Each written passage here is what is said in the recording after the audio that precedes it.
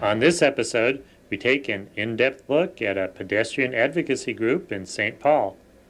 Then we head down to Tulsa for the annual meeting of the American Association of State Highway and Transportation Officials.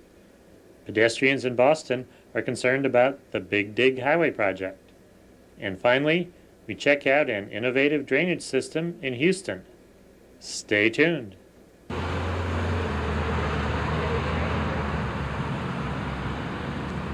We're in St. Paul, Minnesota, talking with Bruce Abbott, who's one of the founders of Safe Walk. What is Safe Walk? Safe Walk is an ad hoc citizens group that was formed about 6 months ago to address the issue of pedestrian safety in St. Paul and in Minnesota at large. Now, what's been the history of pedestrian safety here? There was a state law passed about 3 years ago that gave the pedestrians the right of way at all intersections that are not marked by stoplights, whether or not there's a marked crosswalk. And that's hard for Minnesota drivers and pedestrians to understand. And it's been tough for pedestrians to get across streets unless it's at a light. So we kind of formed to help educate people, both drivers and pedestrians, about that law. So what have you been able to accomplish so far? Well, we started with a fairly small group of about 5 or 6 people. It wound up being about 15 or 20 regulars, and we kicked around several ideas and ended up planning a safety event, a safety education event that took place on September 13th, a month ago. The goal of that event was to spread information about the pedestrian safety law and to get drivers and pedestrians to be more aware of their roles in pedestrian safety. We had a very successful campaign, a lot of media coverage, and about 100 volunteers came out during the campaign and carried signs and marched around intersections, and I think we got the word out pretty well. But it's something we're going to have to continue in some way or another because there's more education needed. A single shot every year or every several months, I don't think is going to do it. It's taken other pedestrian safety, or shall I say more pedestrian safety communities like Los Angeles and Toronto and Boulder, Madison. Apparently it takes 15 or 20 years to change the driving and pedestrian culture so that people perceive the pedestrians as someone you should stop for and not someone you should go around. So you're in this for the long haul then? I think we are. I think we have to be, and we can't expect overnight results. What kind of support did you get on this initial activity you undertook? We got some good support. We had the involvement of the group called a quasi-state agency called the Minnesota Safety Council early on, and they were able to give us a small grant to help us fund our materials, sign-making materials, and that kind of thing. We also were able to enlist the aid of some community councils in St. Paul and some city council members, and ultimately we were able to convince the city council and the mayor to declare Pedestrian Safety Day and Pedestrian Safety Week around our event. We also got lots of support from the police department, who wants to see this law better enforced and better understood. And they came out in large numbers on that day and helped us quite a bit by ticketing people for speeding and for not yielding to pedestrians. So although we are an ad hoc citizens group, we kind of went through channels and got the support of some well-established government and civic organizations. What's your next big project going to be? Figuring out how to continue getting the message out with a group of volunteers who have other ways to make a living. We're all doing this as volunteers, and none of us is going to be able to spend the intensity of time and effort that we did over this first campaign. So we're trying to prepare a package. We want to see this spread to other neighborhoods in St. Paul and in Minneapolis and Minnesota at large. Actually, it is a state law, not just a local ordinance.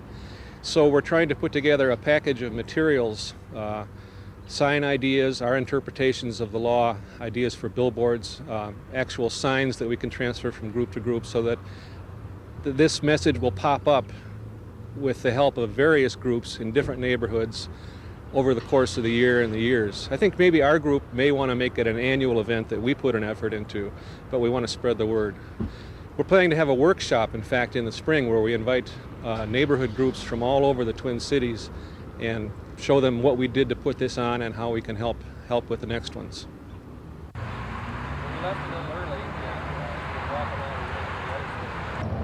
We're in St. Paul talking with Don Ludeman, one of the founders of Safe Walk. What is this intersection behind us? The intersection behind us is probably the busiest intersection in the city of St. Paul. Snelling Avenue runs north-south, University Avenue comes east-west, and it was one of the intersections that we highlighted in our educational event on September 13th.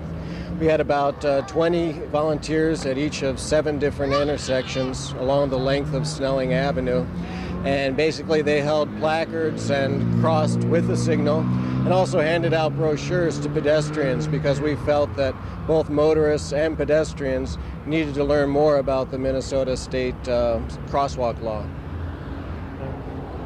A busy intersection with lots of cars and lots of pedestrians.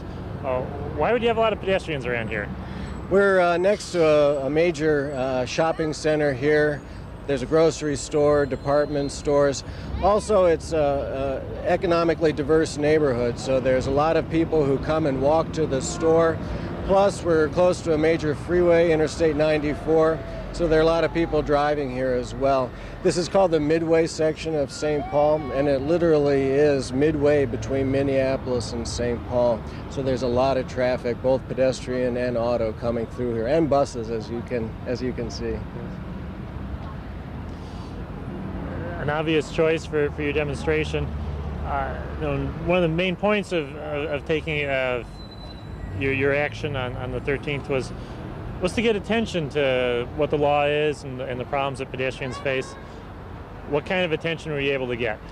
We were really happy with the media exposure that we got. The law is 3 years old, and we were surprised by the number of people who were unaware of it, even the number of media people who were unaware of it.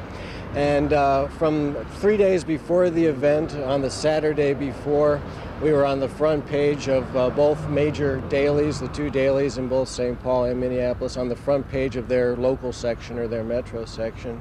And then on the day of the event, on that Monday, starting at 6 o'clock in the morning, the TV reporters were at intersections like this, live with their cameras, crossing the street, finding that oftentimes motorists weren't yielding to them as they were crossing the street. So the media, the TV media, were getting educated. There are 4 major television stations in the Twin Cities. All of them covered the event. They were at our event live that afternoon. We had our placards out at the intersections during the afternoon rush hour. So obviously we caught the attention of a lot of motorists, a lot of pedestrians, and then a lot of people watching on television. And then the following day, we were quite satisfied to see both papers again covering the event. So we have a metro area of about 2 million people, and we estimate that we had about 1 million media impressions. So we're very happy for an initial event that we were able to reach that many people. Other than having a good message and highly photogenic event, what's the key to getting that kind of media attention? What we did, John, is that we sent out press releases starting about 10 days in advance. Every 2 or 3 days, we'd send out a press release. And each time we would focus on a different aspect of the event. So one press release focused on the pedestrian safety aspects. Another release focused on the fact that the day of the event, September 13th, was the 100th anniversary of the first pedestrian death back in 1899. Another release focused on the fact that this law has been in effect for 3 years and people don't know about it. So each press release focused on a different aspect of the event. However, what was common to every single press release, at the end, we restated the state law and we gave some helpful tips for both motorists and pedestrians to follow. And we were very happy that the media, sometimes on television, they'd have bullet points on the TV screen of those points. And that was really the focus of the event, was to educate the public on the different aspects of the law.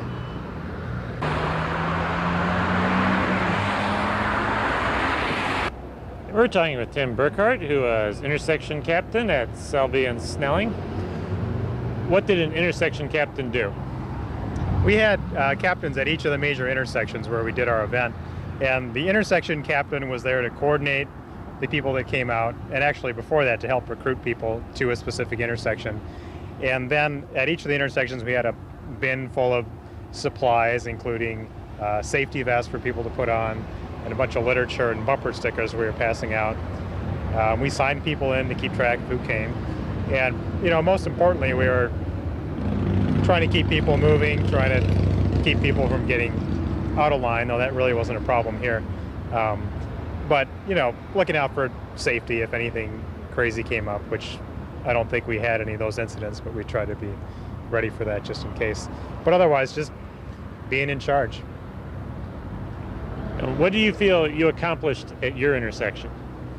Well, this was a fun one. Selby and Snelling is a busy intersection. We had a lot of traffic. There's a lot of people that come through here trying to make turns, and because we had people walking across the street, we actually got chastised a little bit by the police for having blocking all the directions at once. But I think because it was so busy, we definitely got a lot of visibility.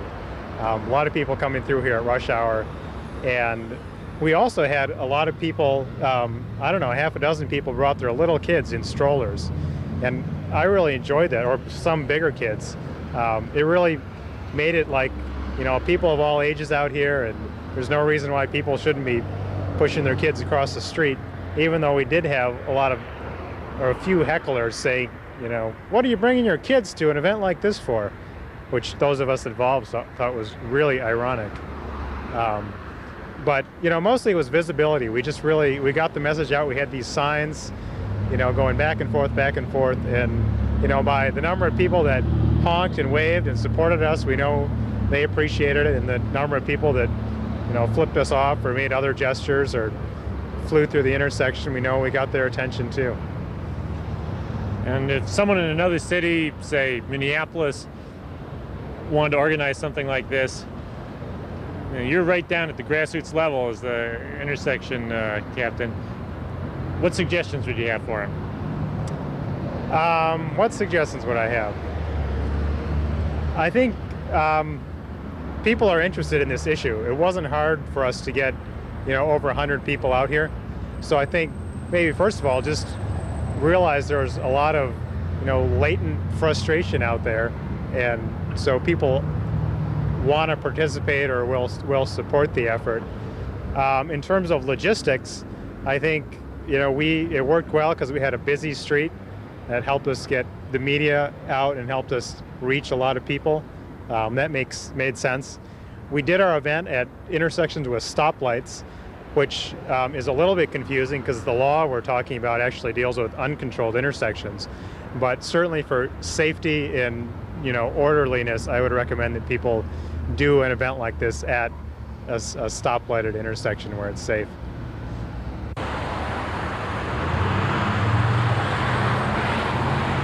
We're talking with Matt Hollinshead. Why did you participate in the event? Well, I sold my car several months ago, and I'm a full-time bus rider, and there's at least 2 bus stops within a block of this corner. And often when you're transferring on a bus, you don't want to take the time to walk a block, cross at the light, and walk back a block to the bus stop. You want to cross directly, and there is a crosswalk there, but the trouble is there's no light.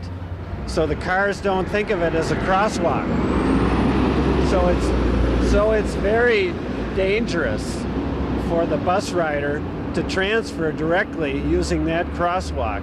And if drivers knew the law and if they obeyed the law, it would be much less dangerous. So I came to participate in the event to support it for that reason, among others. How strong is that connection between pedestrians and transit? Well, almost every transit user is a pedestrian. You don't bring your car on the bus. Some people do bike to a bus stop, but at some point in that trip, every single transit user is a pedestrian, and as often as not, every single transit user transfers someplace, so they have to cross a street, so they become a pedestrian crossing a busy street. So that's, very simply, that's the connection.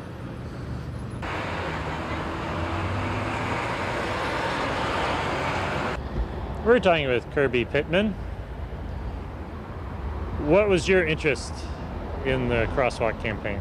Well, I live a block from this busy street, Snelling, and my husband and I got interested in it because we spend a lot of time walking, and we live in this neighborhood, and we choose to live in the city because we like to be able to walk to places, and we're able to walk to the grocery store, to the pharmacy, to the hardware store. There's just a lot of places that we can walk, and frequently we're having to cross this street and other busy streets, and once the crosswalk law was passed, we just became infuriated that nobody was following it. And some of these streets, especially the busier ones, were just impossible to get across, especially when there are large gaps between the lights. And so just the amount of time that we spent walking around, it just really, that's how the issue came up for us. And I really see it as a safety issue as well as a quality of life issue. I mean, I believe a lot of people choose to live right in central cities because they can walk places. And if the driver, if the climate is such that drivers are hostile towards pedestrians, or they're not following the law, or they don't know about the law, then I think that really hurts a city, and it hurts the quality of life, and people are no longer going to want to live right in the cities. So I think it's really important as a central city urban issue. And one of your roles was working with local government. What were you able to do there? Well, we contacted our city council member who came to our first meeting, was very supportive, and he was able to get a resolution passed, and it was passed unanimously at the city to declare September 13th Pedestrian Safety Day. And then we were also able to get a mayoral proclamation, so the mayor proclaimed it Pedestrian Safety Day.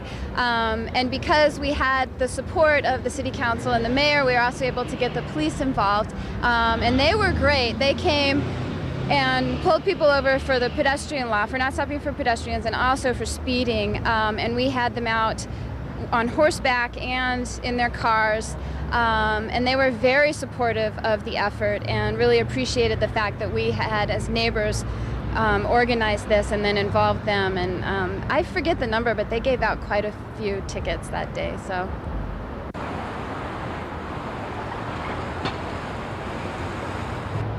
We're talking with Karen Dalton, who's Executive Director of the local community council. What community are we in? We're currently in the Snelling-Hamlin community. There are 19 neighborhoods in St. Paul, and we're one of the 19. And what do these community councils do? Basically, we're a grassroots organization that brings residents and businesses together to build a stronger community by advocating for issues of concern. And how do pedestrians fit into what you do? Well, in our office last fall, we started receiving calls from residents, and in just being out in the neighborhood talking with folks, we really got to understand the safety, especially along this very busy street in our city, was of great concern to them. So we started collecting the names of folks who were interested in possibly working on this issue, and we collected names throughout the fall and winter, and this spring we convened a meeting where we had about 6 people show up, and we started spreading the word through our local community papers that residents were getting together to work on this issue, and the numbers just grew. We started getting so many phone calls in our office, and we got probably about 30 people involved in the planning of what eventually became Safe Walk St. Paul. So again, this is a grassroots project.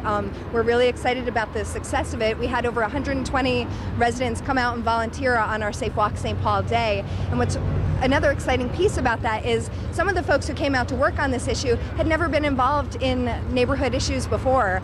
So they were really able to come out and address an issue of concern to them, and feel the power of residents coming together to work on something collectively.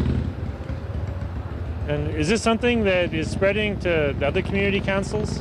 Absolutely. We have been getting inundated with phone calls from folks from other neighborhoods here in St. Paul, in Minneapolis, and even out in the suburbs. So again, as a grassroots project, this is also going to be a pilot for other neighborhoods. So we're going to take all of the materials that we have put together and provide a workshop for other residents and other neighborhoods to be able to put on a similar event if they'd care to, and we'll also be giving them access to all of our materials for that.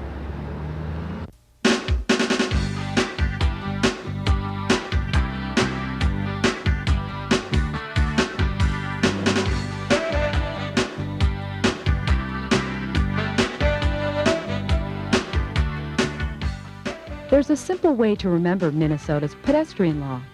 Just remember, on the street, stop for the feet. In Minnesota, pedestrians have the right of way every day. it's not just Minnesota nice, it's the law.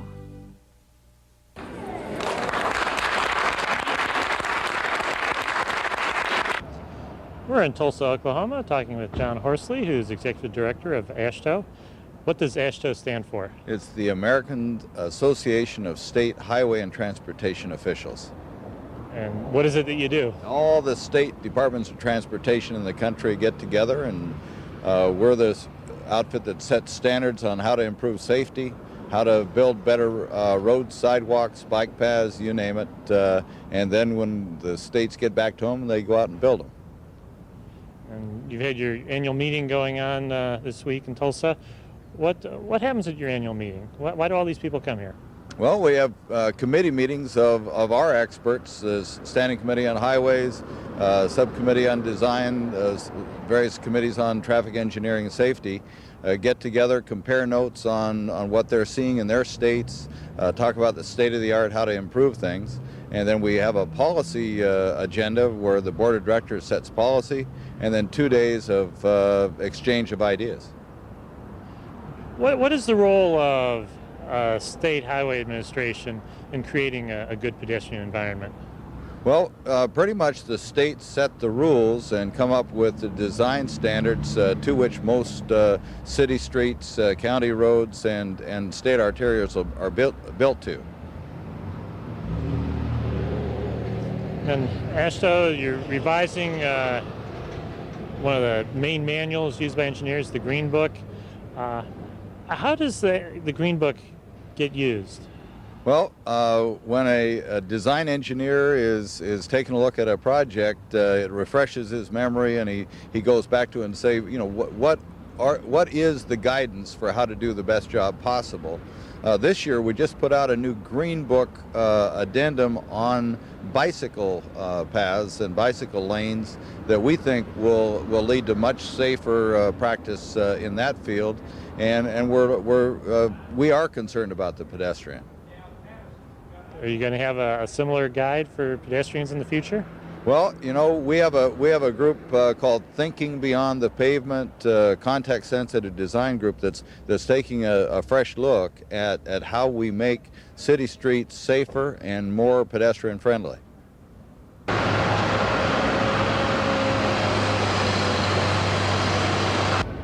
We're in Boston talking with Tommy Karen Meyer. What is this big highway behind us? This is the elevated central artery.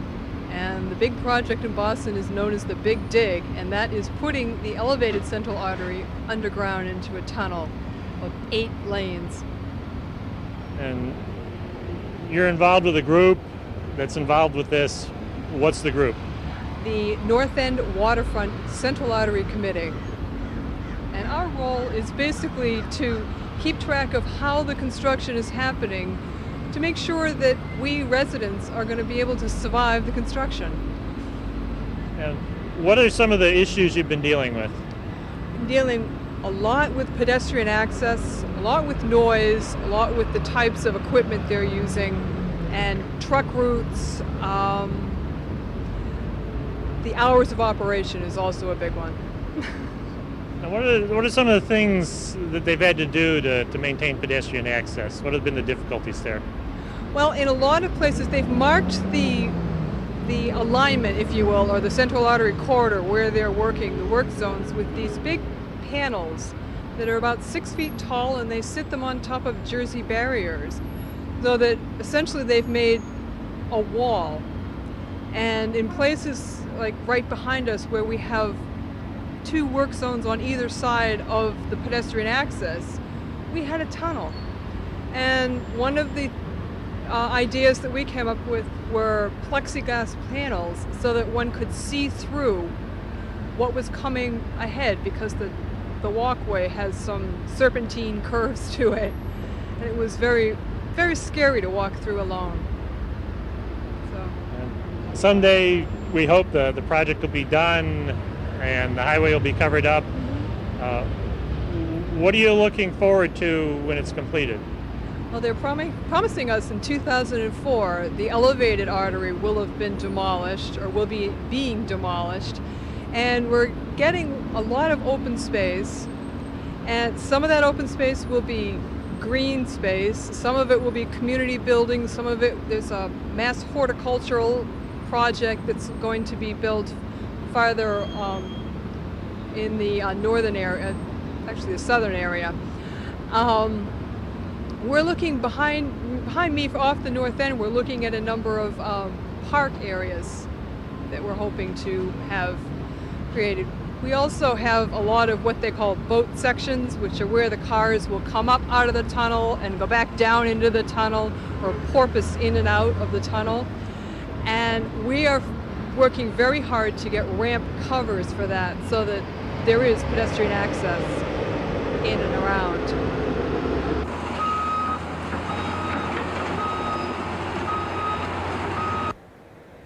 It's dry today. Pedestrians really don't need to worry about puddles. But if it were raining out, it'd be a whole different story. Your typical street slopes from the middle out towards the curb and gutter at the edge, which means your puddles are going to be right at the edge of the street next to the sidewalk. Passing cars will spray the water up on pedestrians.